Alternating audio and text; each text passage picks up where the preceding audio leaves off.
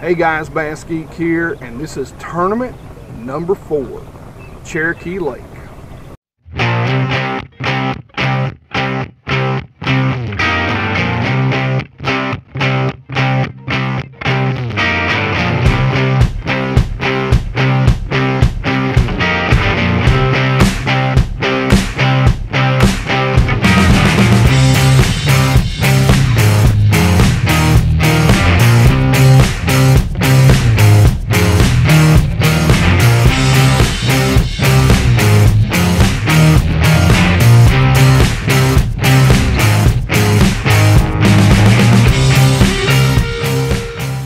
I want to give a special shout out to Pond Hopper Nation. Make sure you go out to pondhoppernation.com and check out their website. They are actually sponsoring me. They paid my entry fees for this tournament. I want to give a big shout out to them. Go check out their website and all their social media. There'll be links in the bottom of the description of this video so that you can get to their YouTube channel, their Facebook page, and most of all, the website. Alright, so tournament number 4 on Cherokee Lake for me has been a little tough. This is the first lake in the first tournament that I have got zero practice on. I wasn't even sure that I was going to make it. I was on the waiting list and literally found out yesterday. Normally I pay ahead, make sure that I get in a tournament. I normally have a link, but unfortunately, due to business obligations, you know, we're not pros. We all have lives outside of, you know, the BFLs. The guy that I normally link up with, you know, he couldn't make the tournament. So, you know, I kind of took for granted that I had a link and waited till the last minute. Never wait till the last minute, guys. Just remember that. So they're making announcements. We're getting ready to do the prayer and the national anthem here in a minute. Drew a really good guy. So far, I think he likes me. He may throw me out of the boat later, but we'll see what happens. You know, I'll try to be real nice and cordial with him, and hopefully he won't kick me out. Use me as an anchor. Mr. Scott, say your last name again. Stockstill. Scott's a great guy. BFLs are a great way to get out and learn. Remember, guys, get out, sign up. Being a co-angler doesn't take that much money and doesn't take that much time. And you're going to fish with some great guys and learn a lot.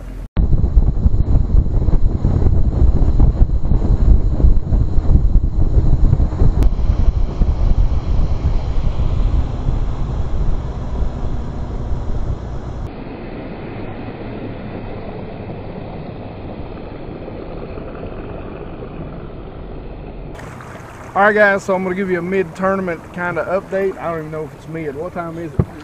About 11:30. About 11:30. So close to mid, I guess. We both got a couple of dinks in the boat, two non-keepers. Been tough so far, but we're still covering water, moving around. Hopefully we'll get on something. Okay, so I know I didn't get a lot of footage of the tournament. You know, it was a tough day. Cherokee can really produce some great bags, but you know, this time of year it's just been tough, and it's been tough on a lot of lakes in my area. Anyway, so I caught two. I caught a 14 3/4 inch largemouth, which unfortunately was, you know, a 1/4 inch short to be a keeper. 15 inch largemouth on this lake, 18 inch smallmouth, and you can only keep one of those. I did catch a smallmouth. He was about 16 inches, so nothing great. I think just over 16, took first place on the boater side. I don't know what took first place on the co-angler side. Unfortunately, I didn't have a keeper. I dropped 5 spots to 66th, and you know, that hurts my chances a lot. Now the super tournament is coming up. The super tournament is double points. It's a 2-day tournament, but it's also double the price. So sitting in 66th, I mean, I've got to make it probably at least the top 50, top 45. You know, I just really don't know, and I'm going to have to weigh up my options to see if I'm going to go fish that tournament. You know me, I'm probably going to. But that being said, I don't know. We'll see. All right. I do want to give a huge shout out to Pond Hopper Nation. If you can see, I'm not wearing my normal jersey today, and the reason why, I hope you can see my shirt and my hat. I'm decked out in Pond Hopper Nation gear, and the reason why is because they were gracious enough to actually pay my entry fee for this tournament. So a big shout out to Pond Hopper Nation. Make sure you go and check out pondhoppernation.com. Make sure you check out their YouTube site, their Facebook site, their Instagram, all their social medias. There'll be links to all those in the bottom. Sorry about the echo and the sound in here. I've moved into my little home office here, and you know, the echo and the sound's not great. But anyway, to finish up the video, I'm going to show you what I caught my 2 bass on. I caught them on this particular lure. This is a Zoom Watermelon Candy Brush Hog. I caught them on a flipping stick.